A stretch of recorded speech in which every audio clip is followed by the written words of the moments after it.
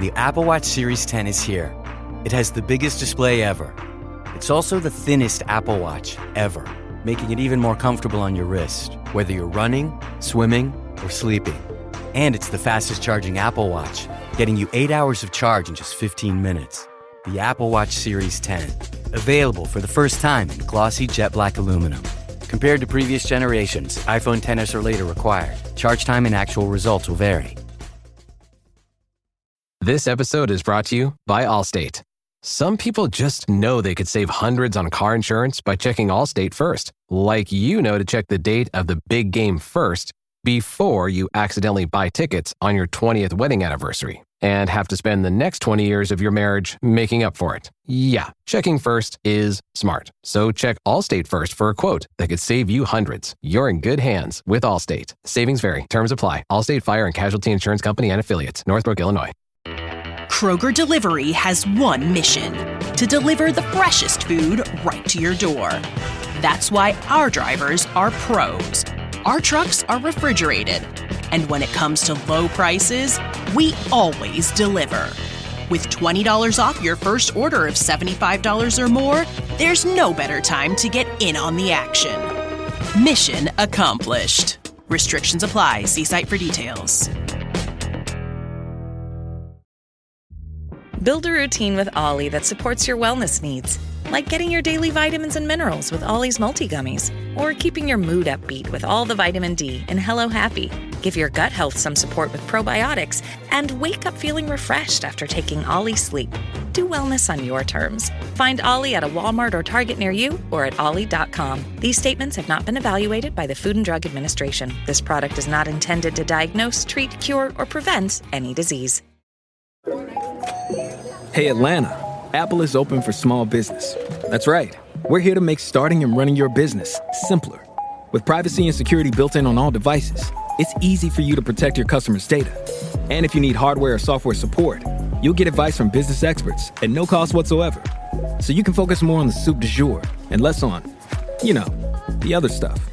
At Apple, we're open for your small business.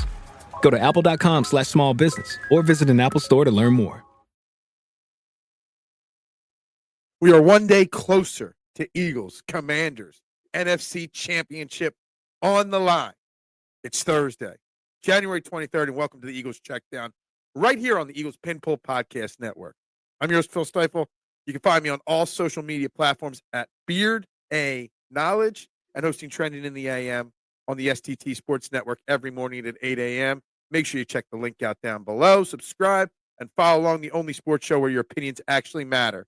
Guys, I got lots of random stuff this Thursday morning, some stats, some facts, some theories, lots of different things to get into. So let's get right to it. It is Thursday morning, so we get our first Wednesday practice report and some roster moves. So we'll start right there. So first and foremost, roster moves from the Eagles. Britton Covey, a wide receiver / punt returner. His practice window from IR has been open, so he is eligible to potentially return this week or potentially in the Super Bowl. That's key with the punt returning mainly. As Cooper DeJean has struggled lately in fumbling, bad weather, but fumbling some punts. So that's something to keep an eye on. They signed tight end Nick Muse and offensive lineman Cameron Irvin to the practice squad and released defensive end KJ Henry from the practice squad. They're minor roster moves. Then the first thing that really matters is the injury report. They didn't hold an open practice, but they did have a walkthrough. So these practice injury reports are estimations. Dallas Goedert and Cam Jurgens both did not practice or estimated not to practice. Dallas Goedert with the ankle, Cam Jurgens with the back. That's kind of shocking. We'll talk about that in a second. Limited participants because of rest and nagging injuries. A.J. Brown, Britton Covey, Jalen Hurts, Lane Johnson, Quinion Mitchell, Josh Sweat, and full participants in practice. Kenny Pickett and Byron Young. First, the limited participants, A.J. Brown, limited, but said after practice that's feeling much better physically and mentally with the knee. Lane Johnson, Josh Sweat, obviously mainly rest. Quinion Mitchell and Jalen Hurts both would have been limited participants.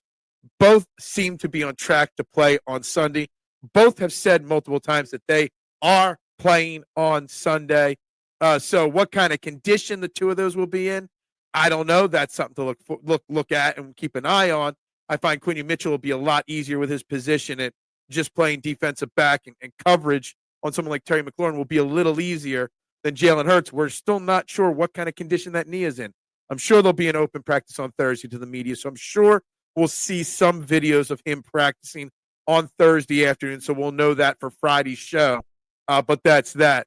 Dallas Goedert and Cam Jurgens popping up as did not participate at all. Dallas Goedert with the ankle and Cam Jurgens with the back. That is a little concerning. Cam Jurgens as the center, while he hasn't been perfect this year, I mean, what are the other options at center? Nick Gates, Landon Dickerson sliding him over and then starting Tyler Steen at guard. I don't know. So that kind of popped up out of nowhere. I'm hoping since none of the coaches have said anything that we shouldn't be too concerned with either him or Dallas Goedert missing time. Obviously, Dallas Goedert has missed time multiple times throughout this year and throughout his career. But I fully expect everybody to play on Sunday. But we'll have a better understanding of those two guys and Jalen Hurts come Thursday afternoon's practice and then the following practice report. So that's the roster moves there. So Jalen Hurts obviously is continuing to get all the conversation about his passing yards, et cetera, et cetera. He's played in 7 postseason games. He's got 2 interceptions in 7 postseason games, 13 touchdowns. Yeah, the passing yards aren't always there. But I did some research. I want to give you 3 names here. 2 you'll know. 1 you might not know because I still don't know much about him, and I've researched him. Steve Young played in 22 postseason games, 14-8 record. Only averaged 151 point. Can't even read my own handwriting. 151.2 yards per game. Roger Staubach of the Dallas Cowboys, legendary quarterback of the Cowboys.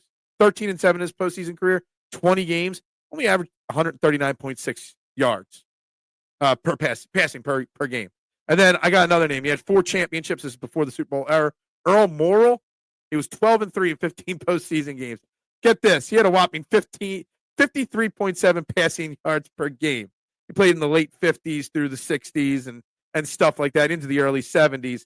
That guy won 4 championships and averaged 53 yards per game in the air. So you know what? This narrative that you can't win, and there's other names. There's Terry Bradshaw, just 201 passing yards per game. There's more names that we can get into that with. Look, you don't have to pass. As Jalen Hurts says, as A.J. Brown says, as Nick Sirianni says, as everybody says, all that matters is winning. And that's all that does matter. And, it's funny. I got one other random stat that I want to get to, but I'll get to it in a second. I want to know what's up with the Washington Commanders, their fan base. They're acting like they have short-term – like their memory is very different than what I remember of the Week 16 loss that we had to them. First and foremost, that game, Jalen Hurts gets hurt early in the game on a dirty hit by Frankie Louvu. Chauncey Gardner-Johnson gets ejected in that game for taunting when he was punched in the face. The penalties in that game were just, Marcus Lattimore, they could say, got called for a bad PI, but then got away with a PI on A.J. Brown. There was a bad flag on Kenny Pickett that got picked up. And all that going, and they still needed Devontae Smith to drop a huge pass at the end of the game for them to march down the field and score. And I got to do some digging. I forget where I have it saved. But the notes, the passing yards, and the stats and the scoring before and after Chauncey Gardner-Johnson's ejection, massive, major deal there. So I think that they're starting to not remember how we dominated them the first time we played them, how Saquon Barkley has almost 300 rushing yards in the 2 games.